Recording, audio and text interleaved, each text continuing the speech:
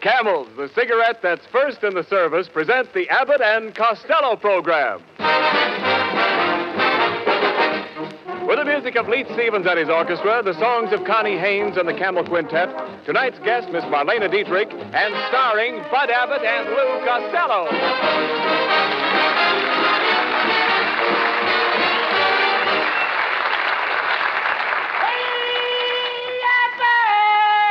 Oh, Costello. Oh, Abbott, will you stop that noise? What are you doing here in the studio dressed in your bathing suit? Well, I spent all day trying to get my car out of the swimming pool. What was it doing there? Don't you read the papers, Abbott? The government says you have to pool your car. No, you dummy. They mean share the ride. You have to pick up people. Oh, I did that yesterday. I picked up Helen, Mary, Rosie, and Josie. But your car holds more than that. Yeah, but now they only allow you 4 gallons a week. They allow you now because you can't get it. Well, never mind that, Costello. Where have you been all week? What have you been doing? Oh, boy, have I been having fun with Connie Haynes. No kidding. Last Saturday, I took her to a football game. What a game! What excitement! Any passes? No, her mother was with us. And another thing, Abbott, there was a man sitting next to us with a 6-month-old baby. All afternoon, the kid was crying. He was so hungry. Well, didn't the father bring a bottle? Yeah, but the kid wanted milk. Finally, to shut the kid up, I give him a penny. Well, did that keep him quiet? Yeah, but he kept waving the penny in front of my binoculars. It ruined the game. How did it ruin the game? All afternoon, Lincoln was playing in the backfield. No. Well, forget the football game. Much better this afternoon, huh? Yes, a lot better. We've got other things to worry about. You know, our announcer, Ken Niles, is complaining because he didn't have enough to do last week. Isn't that right, Ken? Yes, it is. After all, I could give the program a lift. I'm a shot in the arm. You said it. You're a dope. Now, don't be silly, Costello. Niles is very popular. Why, sure. Right after the broadcast last week, a lot of women chased me up Hollywood Boulevard, and one of them caught me and threw her arms around my neck. I saw that. You did? Yeah. Why did you snatch her pocketbook? Now, cut it out, Costello. Now, I talked to Ken's wife, and she says he should have more lines. She says he's got talent. She says he's terrific. She says he's colossal. She says this, she says that. I don't care what his wife says. Well, I do. My wife is a wonderful person. She's as necessary to me as an umbrella in a rainstorm. I'll take the umbrella. It's easier to shut up. No. Now, why don't you be reasonable, Costello? Mrs. Niles is a very sweet girl. Yes, she is. You know, she's a great deal like Sonia Henny. You mean you have to keep her on ice? Now, please. Are you folks hearing us? Now, wait a minute, just a minute. Now, that isn't fair, Costello. Now, let's get together here. Give Ken a chance to show what he can do. Okay. Well, yeah. Thanks, Bud. I'd like to read a little tidbit that I just happened to bring along. Oh, this is going to murder you. One night as I sat rocking on my chamber floor, came a knocking, gentle knocking on my chamber door. Quoth the raven, nevermore. Quoth the raven, nevermore. There, how'd you like that? Don't look now, but the raven just laid a nade. Hello, everybody, and hello, my fat little sugar man. Oh, this voice of this kid is temporaneous. Shh, quiet. Hello, Connie. Mr. Costello, honey, I'd like you and Mr. Abbott to meet someone. This is my Aunt Ruby. Hello. Nice to meet you. Hi, Aunt Ruby. How do you like California? Connie doesn't have enough to do. Wait a minute. After all, I listened to the program last week, and there should be more music. Connie ought to sing 4 or 5 songs. There's nothing but talk on the program. And who wants to hear a lot of talk? Hold your hat. Here comes another raid. After all, Mr. Costello, I taught Connie to sing. Why, even I sang in New York, Philadelphia, Cincinnati, Cleveland, Chicago. What about St. Louis? They beat the Yanks. Ha ha. I really struck you out that time. You struck me out, huh? Mm-hmm. And you're just the old bat that can do it. Now, wait a minute. Now, just a second, Costello. You can't talk like that to Connie's Aunt Ruby. Maybe she's right. Maybe this program needs more singing. Exactly. Everyone loves singing. Something like this. All through the night, there's a little brown bird singing. Oh, well, of course. You know I just had my tonsils taken out. Have them put back in.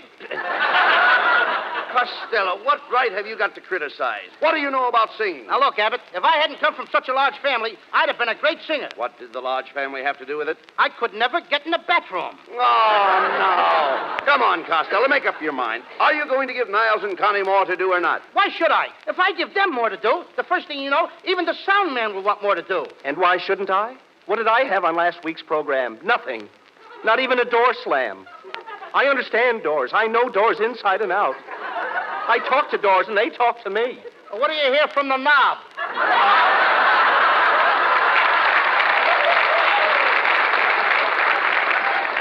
Ah, well may you laugh. Little do you know how important every little sound is to me. Even the sound of a moth chewing on an overcoat. Like this.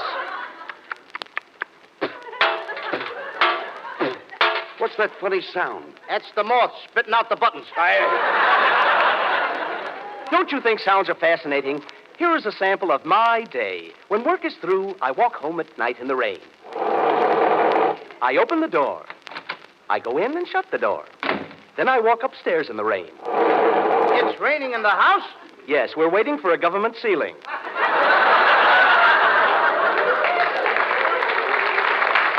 He must have a better rider than us, huh? Yeah, I imagine so. I jump into bed and sleep. It's morning. What a night!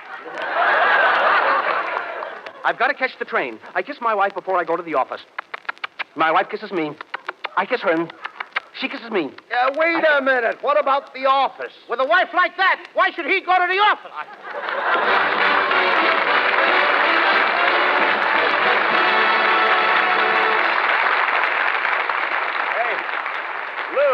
Lou Costello. Yes, sir. For me? Yeah. How's your spelling this week? I can spell anything. Okay. Spell crumpets. Crumpets. Yeah, crumpets. Crumpets.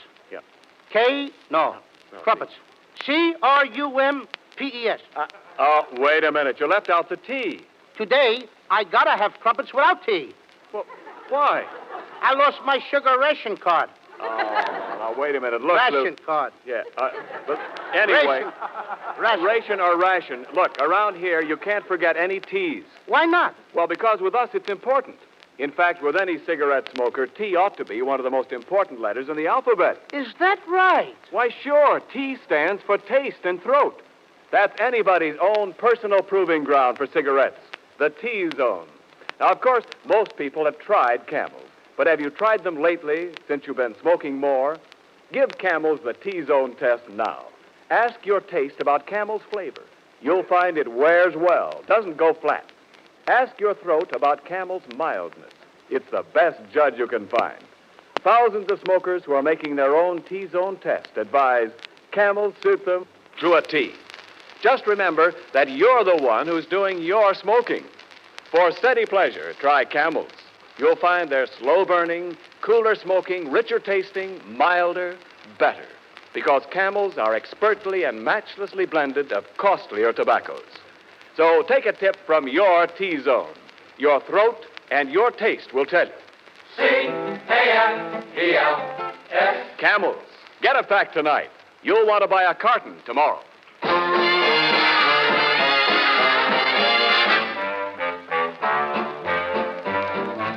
On a February morn, a tiny baby boy was born. Abraham. When he grew up, this tiny babe, folks all called him Honest Abe. Abraham. In 1860, he became 16th president. Now he's in the Hall of Fame, a most respected gent. That is why we celebrate this blessed February day. Abraham.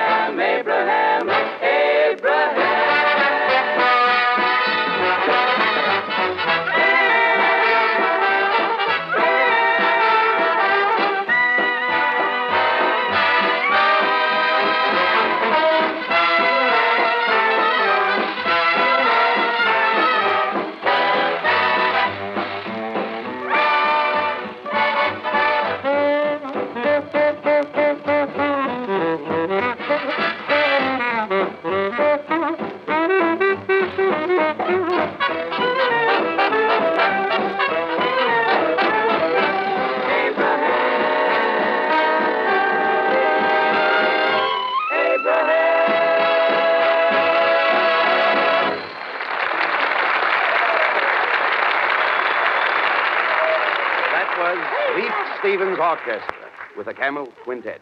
Doing Abbott. Abraham from the Holiday Inn. And now, Abbott. ladies and gentlemen, oh, quiet. Abbott. What's the matter? Hey, look. Look what I got. Look at all the money.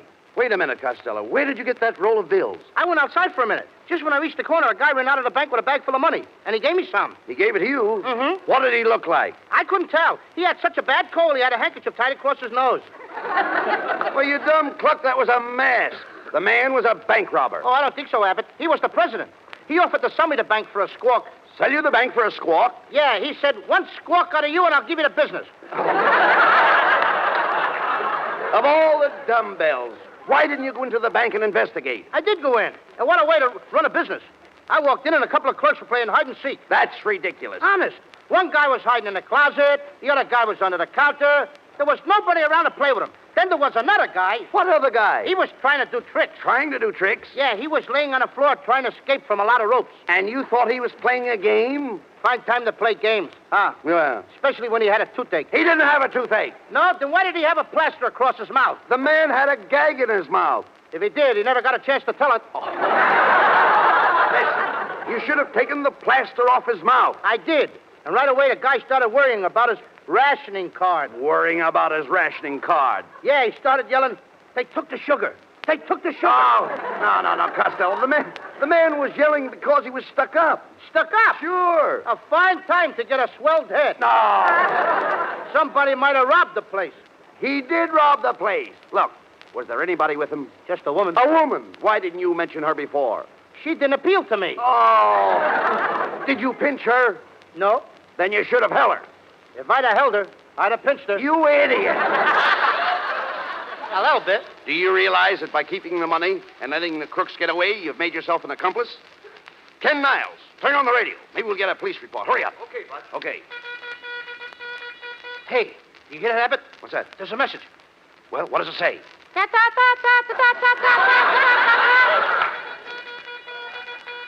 all citizens. The Fifth National Bank has just been held up by Black Pete and his gang of desperate bandits. When last seen, the gang was headed for their hideout at Deadpan Gulch. Also at large is their accomplice, described as 5 feet tall, 5 feet wide, that is all. That's me, Mr. 5x5. Costello, you know the police are after you. Now, you've got to capture that gang to clear yourself. Now, you can't do it alone, so call a posse. That's the thing. Okay. Here, pussy. No. Here, pussy. No, Lou, please. Deadpan Gulch is in the heart of the cattle country. It's the home of the Western bandits and cattle rustlers. Then I'm just a guy, Abbott. I became a 3-letter man chasing cattle rustlers. Oh, how could you become a 3-letter man chasing cattle rustlers? I sat on a branding iron. But did that cause you to catch the rustlers? Catch 'em? I passed 'em. But this is going to be a long trip. Now, you'll have to get an outfit. What are you going to wear? I'll wear a 10-gallon hat, a tan shirt, a leather belt, and a bloodhound. What pants? The bloodhound. No, all right. Never mind the outfit. And another thing you'll need is a horse. Have you got a horse? Have I got a horse? Yes. I got a horse, and he's my pal. Well, that's swell. I eat with my horse. That's wonderful. I drink with my horse. I even sleep with my horse. You sleep with your horse? I got it. It's his blanket. Now, tell me, can you ride a horse? Sure, I can ride a horse. One time, Abbott, I rode 2 horses at once, standing up. I had my right foot on one horse, my left foot on the other horse. All of a sudden, we came to a fork in the road. Each horse went in a different direction. That was a laugh. Yeah, I thought I'd split. Well, never mind. The first thing you have to do is find the bandit's trail. When you do, you leap into the saddle and away you go. Your face is stern, your grip is sure, your clutch is firm. How's my transmission? All right, listen, please be quiet. Then you ride. You ride out across the prairie. You ride for hours and hours on end. That sounds logical. Don't interrupt, please. You ride and you ride until your trousers are worn thin. Finally, there you are. I knew I'd come through. Yeah. Well, Costello, what are you going to do? Are you going out after the bandits? Are you going to clear your name? I'm going to clear my name, Abbott. Attaboy. I'll do it. I knew it was in you. I'm going to get it out of me right now. Come on. I'll get them bandits. But just tell me one thing. If I get killed, what's going to happen to that little fellow that depends on me? The poor little fellow won't get anything to eat anymore. That poor little fellow won't even have a roof over his head. If anything happens, Abbott, it'll kill him. The poor little fellow. Costello, who is the poor little fellow? Me?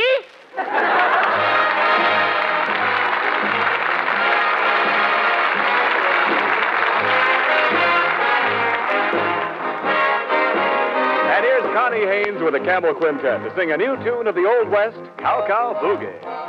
Out on the plains down near Santa Fe, I met a cowboy riding the range one day, and as he jogged along, I heard him singing a most peculiar cowboy song. It was a ditty he learned in the city. Come-a-ta-ya-ya, come-a-ta-yip-tilly-I, get along. Get hip, little doggies, get along. Better be on your way, get along.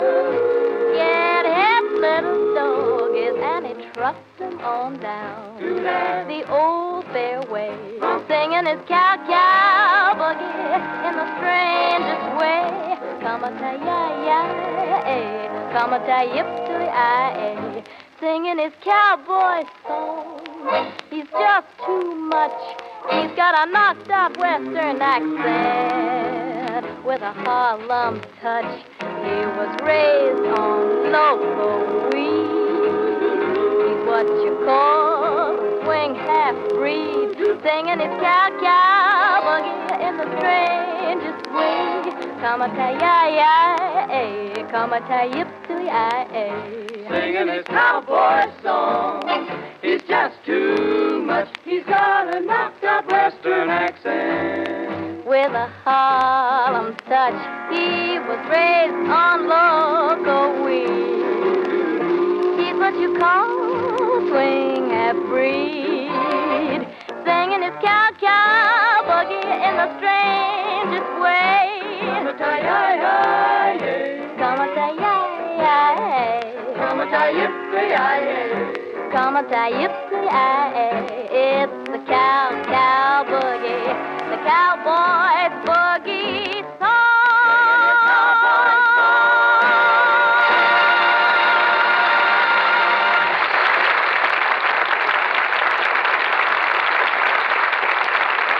And now, back to the adventures of our heroes, Abbott and Costello, as we find them hot on the trail of the bank bandit Black Pete. Leading a posse of men, they track the villain to the lawless town of Deadpan Gulch. Here they are, riding up the main street of the town. Like a spurs that jingle, jangle, jingle, jingle, jingle, jingle, jingle. What's wrong? What's wrong? One of my spurs got stuck. Costello, what do you think you're doing? Why are you riding underneath your horse? Well, my horse isn't feeling well, Abbott, and the doctor told me to watch his stomach. Well, here we are, men. We'll probably find Black Pete in the Red Dog Cafe across the street. Stop your horses. Okay. Whoa! Whoa, Nellie! Whoa, whoa, boy. Whoa. Atta boy. Take it easy, Nellie. Sit down now. Whoa, Nellie. All right, men. Everybody into the bar for a drink. Now. Just a man. You horses stay outside. All right, let's go in. And listen, Costello. When we go through this door, have your gun ready. If anybody moves, shoot. If anybody shoots, I'll move. Go see the preacher. Oh, speaking of my glory and my fame. Hey, Abbott, listen to that. What a pair of pipes. Wish I was a plumber. And tell them my son. Costello, don't you recognize her? Tell them my choir. She's the toast of Deadpan Gulch. Really? Of the same. Oh, Marlene Dietrich.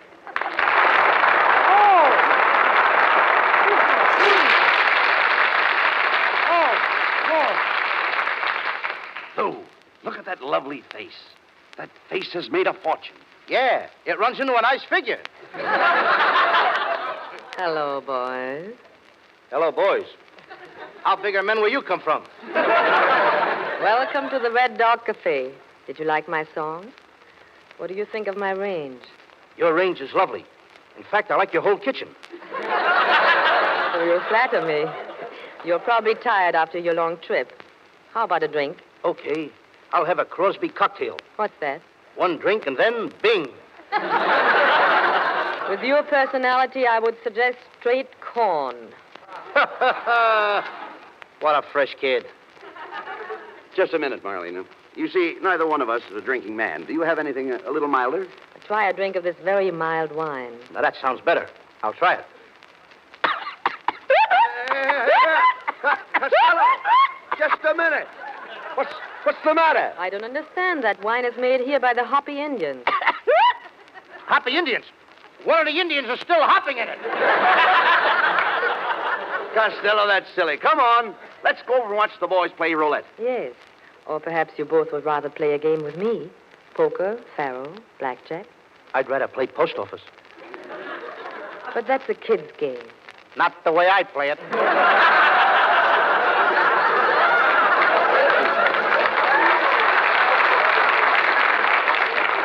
You know, little fat man, I could go for someone like you. You could? Yes. Do you know someone? Sure. What a fresh kid, Abbott! Now, look. Keep quiet, Costello. Don't talk like that to Marlene. She may know where Black Pete is. Try to win her confidence. Turn on the charm, you know. I'll turn on the charm. Okay, watch me. Marlena, my love, I adore you. You do? Yeah. Marlena, will you let me be your slave? Will you let me do something for you that I have never done for any other woman? What's that? Will you let me press your slacks? Costello, will you stop that? You just don't know how to handle these Western girls. Oh, yes, I do, Abbott. Marlena, one time I was in love with a bow-legged cowgirl. She was too bow-legged to round up the cattle. What do you mean? Well, she had a terrible time getting her calves together. What are you talking about, Costello? You've never even been in love with a girl. Yes, I was. I can see her now. She always wore cotton stockings. Cotton stockings? What happened to her? Nothing. But of all the girls I got tattooed on my chest... On your chest? Marlena, I love you the best. The best? Better than the rest. The rest? In the West. The West? On my chest. On your chest? There's an echo in the joint.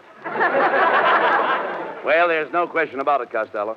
Marlene Dietrich just can't be bothered with a man like you. Marlena, is that true? Oh, Lou, if you only had the eyes of Clark Gable, Yes, the nose of Tyrone Power, yes, yes, the chin of Gary Cooper, yes. the face. The face of who? That's all, if you only had a face. You know, the kids get nervous. Look here, Costello. We're wasting time. Did you forget why we came to Deadpan Gulch? We've got to find Black Pete's hideout. Black Pete, he's the most dangerous character in these parts. Oh, he don't bother me. But he's very tough. He eats little men like you every morning when he gets up. That's me, the breakfast of champions. But, Lou, why don't you give up this mad search? It can only lead to your death. I think you got something there, kid. Hey, Abbott, I am scared. Ain't you scared? No, I'm not scared. Then why are you biting my nails? But no matter what happens, I'm going after Black Pete, Marlena. And if I die, I want you to take this shirt of mine as a keepsake. But suppose you don't die. Then wash it and have it back by Monday. And no starch in the collar, either. Listen, Costello, cut out the foolishness. Now we line up everybody in the room until we find our man. That's right, Abbott. Everybody line up and empty out your pockets. Why are you making them empty their pockets? I lost my yo-yo. Now, wait a minute, boys. It's not necessary to look any further. I am Black Pete. You are? What a fresh kid. What a stale plot. I think you got something there. Marlena, I still don't believe all this is true. It is true. I took the money from the bank, but I did not steal it. It was my own money. It was my pin money. $100,000 pin money? I have very expensive pins. If you don't believe me, I'll show you. I have all the money right here in my stocking. Look. Abbott, what a cute bank. What a place to make a deposit.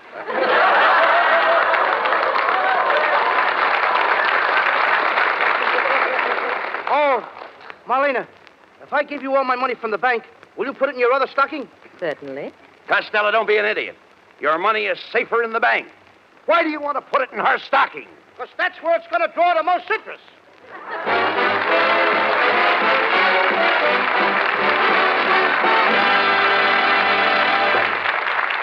Before we hear from Abbott and Costello again, do you want to find out how hitting ground feels to a paratrooper? Well, just hop off the top of a truck going 15 miles an hour. But don't try that until you're as husky as an All-American halfback and as nimble as a circus tumbler. Even then, you'd have to learn plenty to qualify for the shoot troops, fighters as tough as any in the world. And whether your job is to dangle in midair from silk cords or whether you're making the shoots, you want to get the most out of your off-duty moments. Take Helen Lynch, for instance. She works at the Pioneer Parachute Company, making some of the chutes used by our paratroopers. Like so many of us, Miss Lynch is smoking more these days, and she sticks to Camels. She said, quote, "Package after package, Camels never tire my taste or wear out their welcome.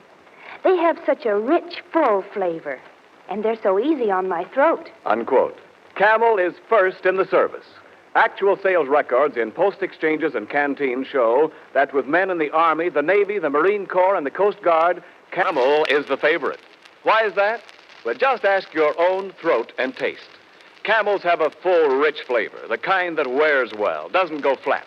Camels are milder, too, and cooler smoking because they're slow burning. The big reason behind this Camel goodness is costlier tobaccos, blended in the years-old Camel tradition of quality tobacco blending. If you're smoking more these days, try Camels. Your throat and your taste will tell you. C-A-M-E-L-S. Camels. Get a pack tonight. Send the carton to that fellow in the service.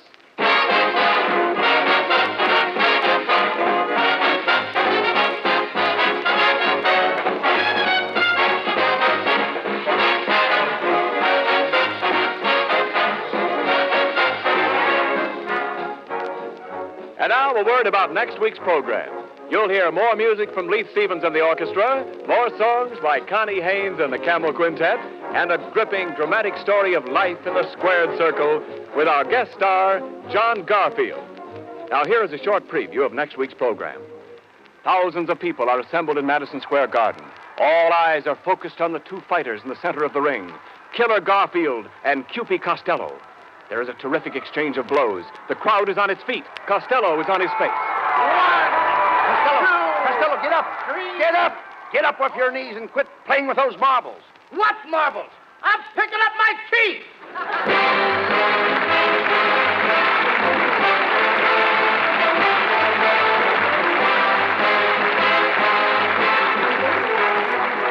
Be sure to tune in next Thursday night at the same time for another big comedy show starring Bud Abbott and Lou Costello, with John Garfield as our guest, brought to you with the compliments of Camel Cigarettes. Camel presents 3 great radio shows each week. Abbott and Costello on Thursday nights. On Friday night, it's the Camel Caravan with Lanny Ross, Herb Schreiner, Xavier Cugat, and Our Town. And Monday nights, Blondie. Marlene Dietrich, who appeared with us tonight, has just completed a new Universal picture, Pittsburgh, with John Wayne and Randolph Scott. And here's the latest news about the Camel Caravans, those swell traveling shows that entertain our boys in the Army camps. 15 Army and Navy training stations will be visited this week, including Camp Gordon, Georgia, Camp Pendleton, California, and Camp Croft, South Carolina. This is Ken Niles speaking for the makers of Camel Cigarettes, and wishing you all a very pleasant good night.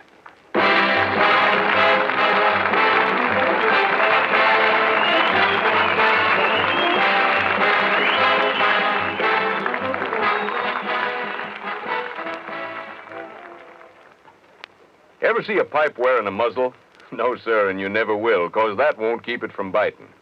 Thing to do is get Prince Albert, the brand that's no-bite treated for real smoking comfort.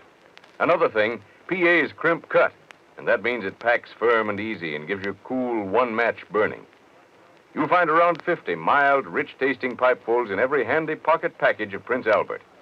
Try PA for Pipe Appeal. You'll agree it's the national joy smoke. This program has come to you from Hollywood. This is the National Broadcasting Company.